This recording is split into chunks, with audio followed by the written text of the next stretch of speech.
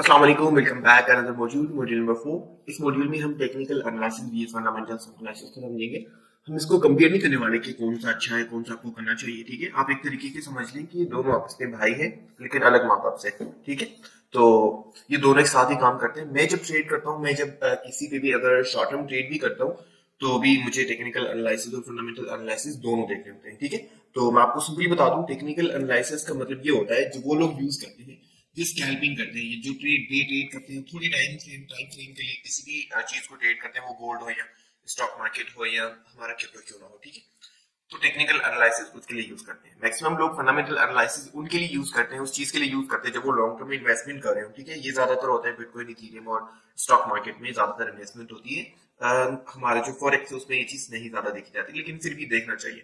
तो मेरा तरीका ये है कि अगर मैं किसी भी चीज में ट्रेड कर रहा हूँ तो उसके बारे में मुझे फंडामेंटली भी पता होना चाहिए, देखने तरीका भी पता होना चाहिए, हर एक चीज के बारे में मुझे पता होना चाहिए। नहीं मैं उसमें अपने पैसे डालूंगा तो वो बेशक छोटे टाइम फ्रेम में क्यों ना होना चाहिए। ठीक है, तो ये चीज आपने देखनी है। अगर आप ट्रेड मेरी तरह करना चाह रहे हैं, आप चाहते हैं कि आपको कोई लॉस ना हो, क्योंकि अगर हम शॉर्ट टर्म में भी ट्रेड कर रहे हैं, फॉर एग्जांपल हम किसी के बारे में, फॉर एग्जांपल अब लूना का सीन हुआ था, हम उसमें डेली डे पे ट्रेड करें, डेली बेस पे ट्रेड करें, 5 मिनट की ट्रेड हमने लगाई। ठीक है, हमें पता ही नहीं कि उसके फंडामेंटल्स क्या है, वो डंप होने वाला है 2 दिन बाद। ठीक है, हम तो स्कैल्पिंग करें ना, हमने तो एक दिन के लिए ट्रेड करना है और उसी दिन वो हमारे खिलाफ चला जाए तो ये चीजें हो जाती है कभी कभार। तो अगर आप किसी भी चीज में शॉर्ट टर्म ट्रेडिंग के लिए भी आ रहे हैं, लोग क्या करते हैं सिर्फ टेक्निकल यूज करते हैं, बट मैं फंडामेंटल्स एक बार देखने होते हैं यार, 5 से 10 मिनट भी नहीं लगते। जितना टाइम हमें टेक्निकल्स को चेक करने में लगता है उससे थोड़ा टाइम लगता है, बस थोड़ा सा ज्यादा टाइम लगता है। तो आप उसको चेक करके इसके बाद आप ट्रेड कर सकते हैं। तो टेक्निकल्स का मतलब ये होता है कि जो पास्ट में हो चुका है, जो चार्ट्स में जो पीछे हो चुका है, जो पास्ट में हो चुका है, वही कुछ फ्यूचर में होगा। ठीक है, और फंडामेंटल एनालिसिस का मतलब ये होता है कि जो कंपनी है उस चीज के बारे में आपने जानना है, कि उस चीज के बारे में एनालाइज करना है कि वो किस तरीके से, उसमें क्या क्या चीजें हैं, क्या क्या नहीं है। तो सबसे पहले हम टेक्निकल एनालिसिस को समझते हैं कि उसमें किन किन चीजों को देख के ट्रेड की जाती है। सबसे पहले चार्ट को देखा जाता है, चार्ट पैटर्न्स को देख के यूज करके आप ट्रेड करते हैं, उसमें आप टेक्निकल एनालिसिस करते हैं। सेकंड वन हमारा कैंडलस्टिक पैटर्न को यूज करके, जो कैंडल्स होते हैं उनको यूज करके आप ट्रेड करते हैं। ठीक है, जो थर्ड वन है टेक्निकल इंडिकेटर्स का यूज करके, जैसे ईएमएस, जो मूविंग एवरेजेस होते हैं, उसको जो ईएमएस आप बोलते हैं वो भी एक आप समझ लें कि इंडिकेटर है। तो इंडिकेटर्स का यूज करके, वॉल्यूम का इंडिकेटर है, तो सब इंडिकेटर्स का यूज करके ट्रेड की जाती है। ठीक है, जो फोर्थ है वो ट्रेंड आइडेंटिफाई करना है। आपने देखना है कि ट्रेंड किस तरफ जा रहा है। आप देखें ना, बीडीसी 1 साल से नीचे आ रहा है, ठीक है, तो वो ट्रेंड चल रहा था, तो उसके अकॉर्डिंग हमने ट्रेड करनी है। टेक्निकल एनालिसिस हमने वो चेक करना है कि उसका ट्रेंड किस तरफ जा रहा है।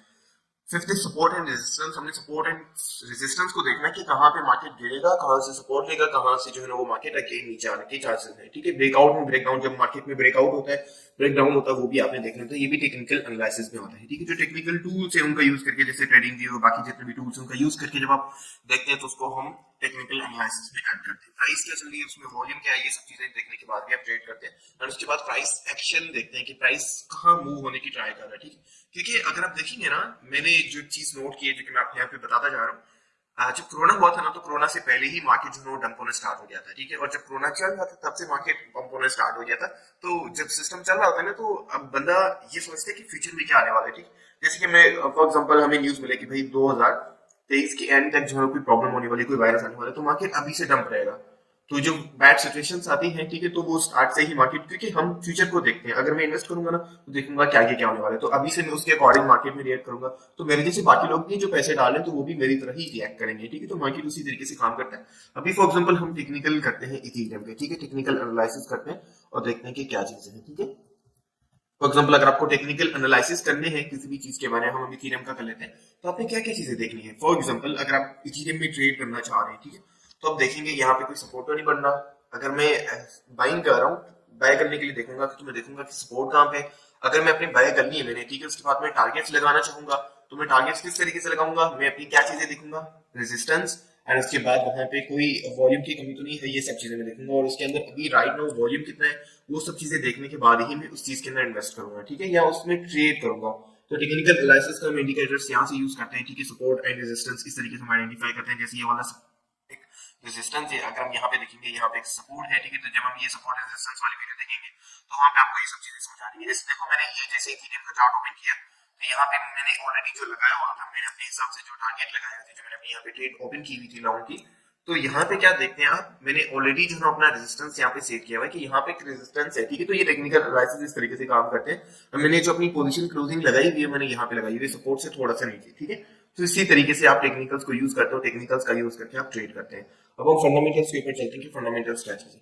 फंडामेंटल्स में जो सबसे पहली चीज है ना वो आपने देखनी कि अभी ग्लोबली इकोनॉमी क्या चल रहा है, सिस्टम क्या चल रहा है, वर्ल्ड वार तो नहीं आ रही, कोई ग्लोबली कोई प्रॉब्लम तो नहीं है, ग्लोबली कोई चीज तो नहीं चल रही। समटाइम ग्लोबली सब चीजें हो रही थी। अब देखिए ना 2022 ग्लोबली सब कुछ गलत जा रहा था, क्रिप्टो करेंसी का कोई मसला नहीं था, ना ही जो है ना कोई लोकली पाकिस्तान का प्रॉब्लम था कि मतलब जो है ना वो हमारी गवर्नमेंट ने ज्यादा, वैसे भी गवर्नमेंट तो प्रॉब्लम बनता है, लेकिन ग्लोबली सब चीजें इकोनॉमी गिर रही थी, सबकी इकोनॉमी गिर रही थी, ठीक है। तो ये इसको आपने चेक करना कि ग्लोबली इकोनॉमी किस तरीके से चल रही है, अभी बूम में है या डाउन में है, या समटाइम ऊपर जा रही थी, समटाइम ग्लोबली भी नीचे जा रही होती है। और उसके बाद आपने देखना है कि हमारा जो लोकल इकोनॉमी है, फॉर एग्जांपल हमारी कंट्री की इकोनॉमी किस तरीके से कर रही है, और जिस आपके सेक्टर चेक करना है। उसके बाद जो फंडामेंटल एनालिसिस देखते हैं कि अभी आप जिस कंपनी में इन्वेस्ट करने वाले हैं वो कौन सी सेक्टर में काम करती है, कौन सी इंडस्ट्री में आती है, ठीक है। उसके बाद आपने कंपनी का बिजनेस देखना है कि कंपनी बिजनेस क्या करती है, ठीक है। And qualitative and quantitative analysis आपने लाजमी करने हैं। ये जब हम वीडियोस में पहले डिस्कस कर चुके हैं, क्वालिटेटिव और क्वांटिटेटिव एनालिसिस क्या होते हैं, फंडामेंटल एनालिसिस और टेक्निकल एनालिसिस है, तो ये भी एक तरीके से एक साथ ही काम करते हैं। इसमें ये आता है कि आप सीईओ कौन है, ठीक है, कौन चला रहा है, उसके फ्यूचर प्लान्स क्या है, उन्होंने क्या क्या पास में किया हुआ है, जो सीईओ है या जो फाउंडर है या उसकी जो कोचेस हैं जो सिस्टम को चला रहे हैं, जो कंपनी को चला रहे हैं, ठीक है, जो जजेस हैं वो किस तरीके से काम कर रहे हैं, किस तरीके से उनका पास है, उन्होंने पास में क्या किया हुआ है, कौन कौन से उनमें गलतियां की हुई, किस तरीके से वो मूव ऑन हुए, तो ये सब चीज आपने देखनी होती है। उसके बाद अपने बैलेंस शीट देखनी है किसी भी कंपनी की, अगर आप उसमें इन्वेस्ट करें तो उसमें बैलेंस शीट उसकी आपने देखनी है किस तरीके से है, प्रॉफिट एंड लॉस अकाउंट आपने देखना है, ठीक है, कैश फ्लो स्टेटमेंट आपने लाजमी देखनी है, यही सबसे ज्यादा इंपॉर्टेंट होता है, ठीक है। एंड उससे ज्यादा भी इंपॉर्टेंट होता है एनुअल रिपोर्ट क्या है उनकी, ठीक है। और उसके बाद फाइनेंशियल रेशियो क्या है एंड पीई रेशियो भी आपने लाजमी देखना है। ईपीएस बुक वैल्यूज ये हम पिछली शॉर्टकट्स में समझ चुके हैं, इसका मतलब क्या है। मैनेजमेंट एनालिसिस भी आपने करनी है कि उनका मैनेजमेंट सिस्टम किस तरीके से काम कर रहा है, वो किस तरीके से मैनेज करे, क्योंकि बिजनेस का सबसे ज्यादा जो मेन चीज होती है वो मैनेजमेंट होती है कि वो किस तरीके से बिजनेस को मैनेज कर रहे हैं। प्रॉफिट एंड सेल्स अपॉर्डिंग कंपनी आपने ये लाजमी देखना है कि कंपनी पैसे कहाँ से कमा रही है, सेल्स करके कमा रही है, कौन सा तरीका है जो कि वो यूज करके पैसे कमा रहे हैं, वो सेल से आ रहे हैं, कौन सी सर्विस से आ रहे हैं, कौन सी सर्विस से ज्यादा आ रहे हैं, तो उस हिसाब से अपने लाजमी चेक करना है। तो फंडामेंटल एनालिसिस का मतलब ये होता है कि अपने कंपनी के बारे में हर एक चीज के बारे में समझा है, हर एक चीज के बारे में कंपनी में क्या चल रहा है क्या नहीं चल रहा है, और ये सब चीजें आप लाजमी देखेंगे, ठीक है। और यहाँ पे क्वेश्चन निकलता है, काफी लोगों के माइंड में आता है, जो पहले मुझे आता था कि हम ये कहाँ से देख सकते हैं। जब आप स्टॉक मार्केट में इन्वेस्टमेंट करेंगे, तो जब हम स्टॉक मार्केट वाली कोर्स क्रिएट करेंगे तो उसमें मैं आपको बताऊंगा कि आप किस तरीके से चेक कर सकते हैं। बाकी क्रिप्टो का सिंपल है बहुत ही, उसके लिए हम क्या करेंगे, ओके तो आपने किसी भी कॉइन के बारे में अगर फंडामेंटल एनालिसिस देखने हैं, ठीक है, तो उसके लिए आपने क्या करना है, यहाँ पे आने, जैसे हमने इथेरियम के टेक्निकल्स देखे तब उसके हम फंडामेंटल्स देखेंगे कि फंडामेंटल्स क्या है, ठीक है। उसके बाद आपने सिंपली इथेरियम सर्च करना है, कॉइन पेमेंट पे आपने सर्च करना है और उसको देखना है, और उसके बाद आपने यहाँ से उसके फंडामेंटल्स देखने हैं, ठीक है, उनकी वेबसाइट को विजिट करना है, ठीक है, और उनकी कम्युनिटी क्या है वो आपने देखनी है, ठीक है। और उसके बाद उसकी सीईओ कौन है, फाउंडर कौन है, और कौन कौन से प्रोजेक्ट्स पे वो काम कर रहे हैं, किस कैटेगरी में कॉइन आता है, ठीक है। एंड उसके बाद कॉइन बना कब, इसकी इसका जो वॉल्यूम है, इसकी जो टोटल सप्लाई है वो कितनी है, ठीक है। एंड उसके बाद जो सबसे जरूरी बात कि इसकी टीम क्या है, टीम के पास क्या है, टीम ने क्या क्या चीजें उखाड़ी हैं, क्या क्या चीजें की नहीं है उन्होंने, ठीक है। और उसके बाद इसकी टोटल जो सप्लाई है वो कितनी है, ठीक है, टोटल मार्केट के अंदर जो इथेरियम है वो कितने हैं, ये चीज आपने लास्ट में देखनी है, क्योंकि यही इंपॉर्टेंट चीज है। उसके अकॉर्डिंग आपने मार्केट के अंदर देखना है कि मार्केट के अंदर टोटल वॉल्यूम कितना है, ठीक है, टोटल टोटल ओवरऑल मार्केट में जो मार्केट कैप क्या है, ठीक है।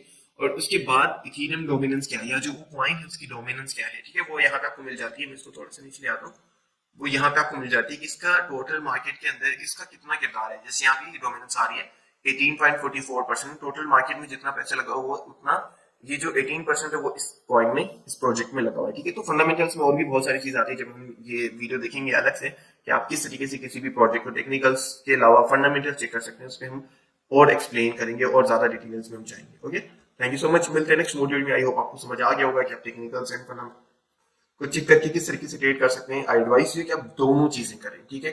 अगर आप किसी में डे ट्रेड कर रहे हैं, 10 मिनट के लिए भी ट्रेड कर रहे हैं, तो ज्यादातर ये नहीं होता कि आप न्यू न्यू प्रोजेक्ट्स पे ट्रेड करेंगे। मैक्सिमम ये होता है कि आप जब एक साल ट्रेड करेंगे तो वो भी कॉइन्स पे, जैसे मैं कर रहा हूँ, तो मैं सिर्फ बिटकॉइन इथेरियम जितने भी प्रोजेक्ट्स में मैं ट्रेड करता हूँ उनपे मैं पहले भी करता था, तो अभी मुझे फंडामेंटल्स चेक करने की जरूरत ही नहीं है, मैंने एक बार कर लिया, उसके बाद न्यूज एंड इन चीजों पे थोड़ा सा फोकस करता हूँ। अच्छा, एक और चीज, फंडामेंटल्स में न्यूज भी जो है वो मैटर करती है। न्यूज किस तरीके से आ रही है, और न्यूज भी जो है ना वो फंडामेंटल्स में आती है, वो टेक्निकल्स में नहीं आती। जो मार्केट के अंदर न्यूज आती है वो भी फंडामेंटल्स में ही जो है हम ऐड करेंगे, फंडामेंटल्स के अकॉर्डिंग वो भी चलती है, ठीक। तो उसमें टेक्निकल्स का कोई काम नहीं होता, वो फंडामेंटल्स में आती है। जब कोई न्यूज आती है, वो गुड न्यूज हो या बैड न्यूज हो, वो डिपेंड करता है मार्केट के ऊपर। अगर गुड न्यूज आती है तो मार्केट पंप होगा, अगर बैड न्यूज आती है तो मार्केट डंप होगा। बाकी इस रिलेटेड अगर आपको कोई भी क्वेश्चन हो, कोई भी चीज समझ नहीं आई, तो आप मुझे इंस्टाग्राम पे मैसेज करके पूछ सकते हैं। थैंक यू सो मच, मिलते हैं नेक्स्ट मॉड्यूल में।